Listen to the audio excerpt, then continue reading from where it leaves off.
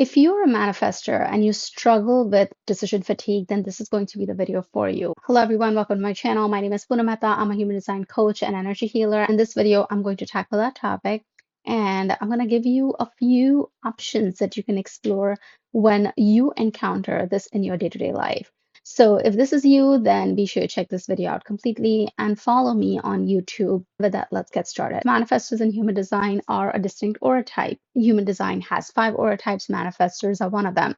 And manifestors are supposed to be at the top of the hierarchy. Where back in the day, you were the kings, the queens, the rulers, and everyone else followed you. So here you are here to be those pioneers. What tends to happen with manifestors is because you are these creative people with all this innovation within you. You're the only one who can really bring this innovation out into the world. You are the ones who can take an idea from the ethers and really turn it into something, manifest it into something real, and bring it about in the world, and people will follow it. You are the ones who create these new movements. You are the ones who bring these new concepts into the world. So you are those pioneers.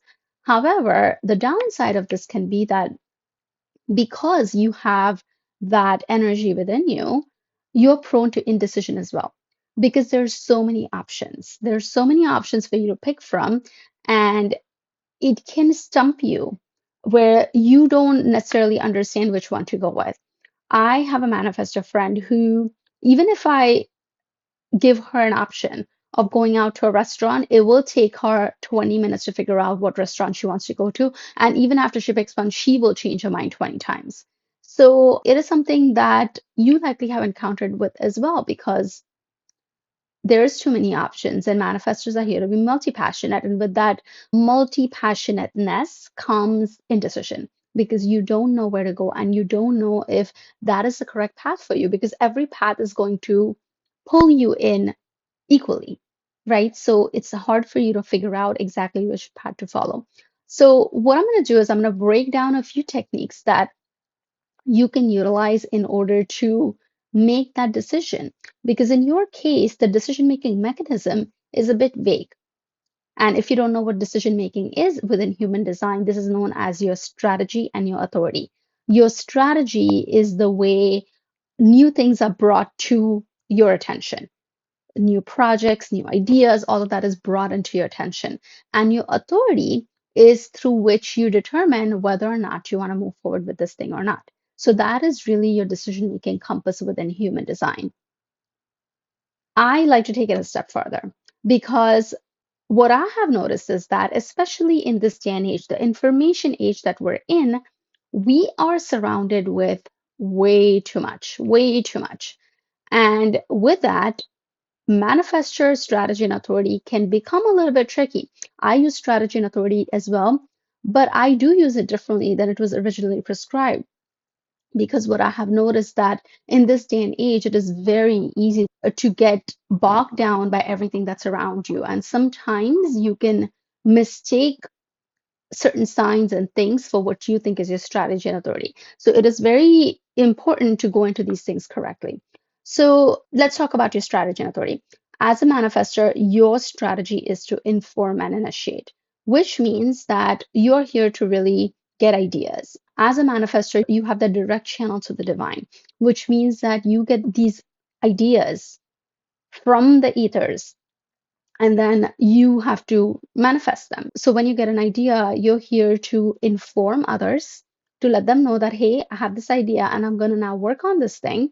And you're not informing others because you need their permission, but you're informing others so that they can get out of the way, so that they can leave you alone so you can work on this thing. And then you're here to initiate, which means that you just start doing the thing. You get an idea and you start doing the thing. Does that make sense?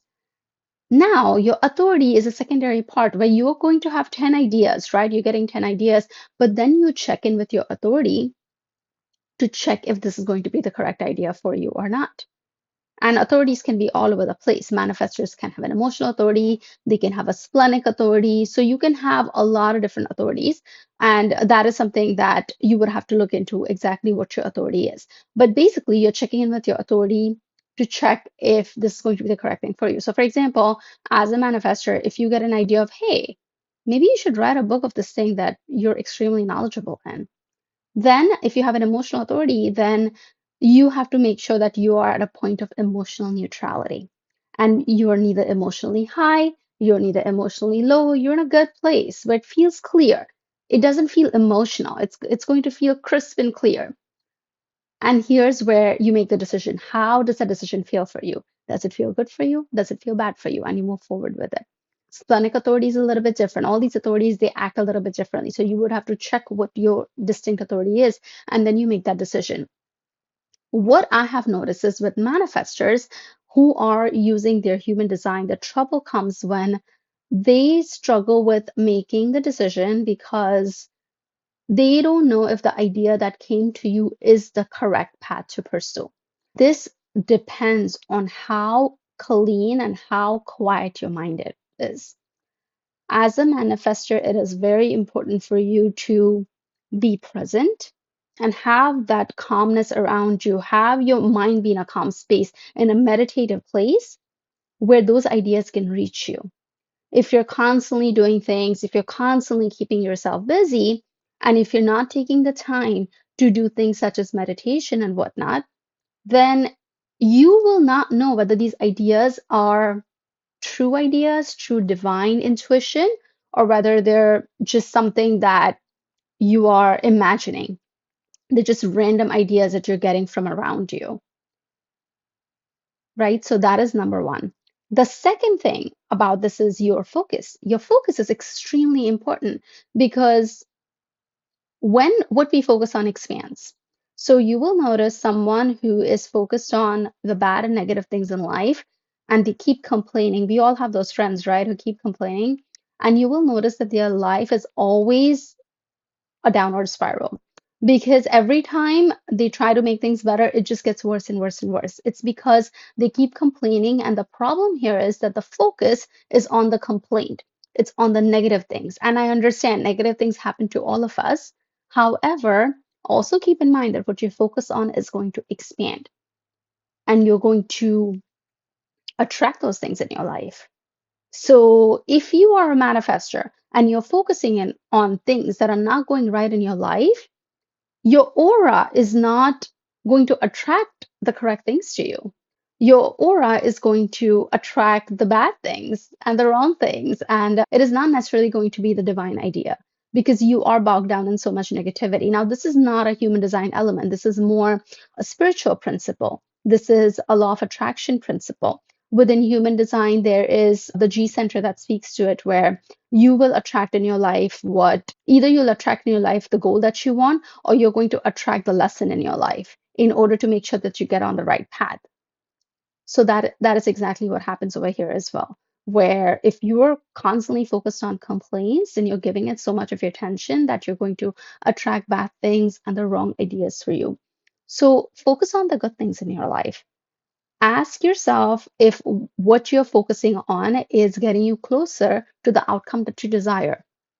Every morning, ask yourself, set that intention for your day to be focused on this thing that you want in your life so that you're moving in that direction rather than moving away from the direction when you don't give your focus to it. Number three, make sure that you're very clear on your outcome. So, say if you desire to make a certain amount of money in the world, say if you desire to perhaps pursue a career or a business of your passion, then have that outcome clear in your mind and make sure you're focused on that outcome. Don't be focused on anything else. Don't be focused on things that are not working. Focus on your outcome. And as a manifester, you can be assured that when you focus on that outcome, you are going to get the correct ideas that help you towards that outcome. Your focus is everything, your focus is sacred. So make sure you're utilizing them. Number four, your signature theme. Your signature theme is that of peace.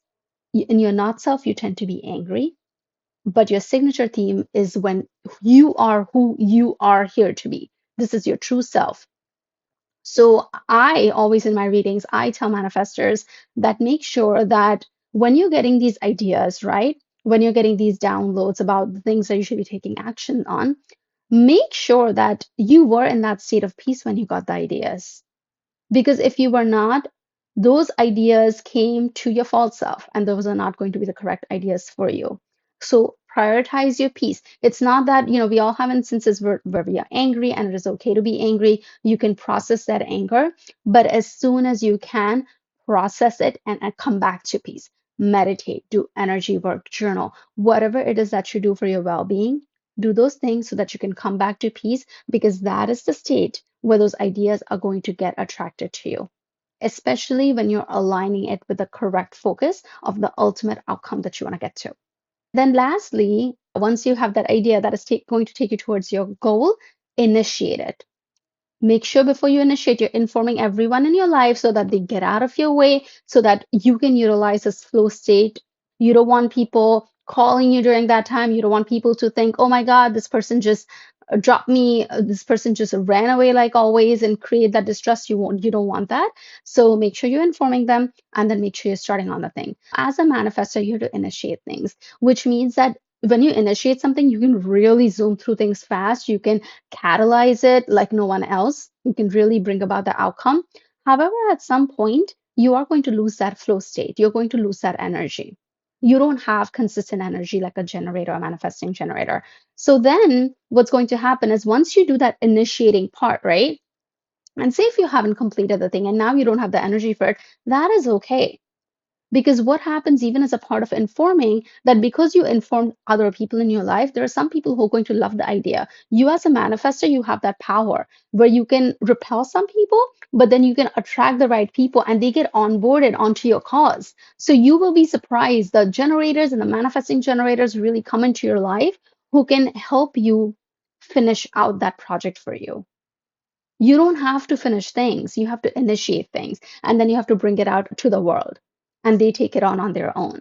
So that is the amazing thing about being a manifestor, where you really like don't push yourself to completion. You do have other people in the world who can do it. You can even hire freelancers. You can do all these things in order to make sure that that particular thing gets completed. And finally, once you're done with your action, give yourself the time to rest and recharge. This is an important aspect of a manifestor, where your energy comes in bursts and spurts. So you want to utilize it to the best, and then you need to give your energy that time to recharge, recuperate, rest up until that next idea comes to you.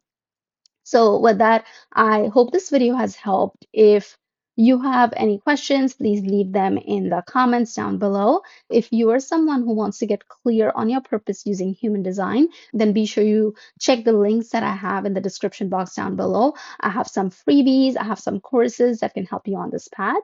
And yeah, with that, I'm going to end this video. If this video helped you, be sure you like it, subscribe to my channel, and I'll talk to you all soon. Bye.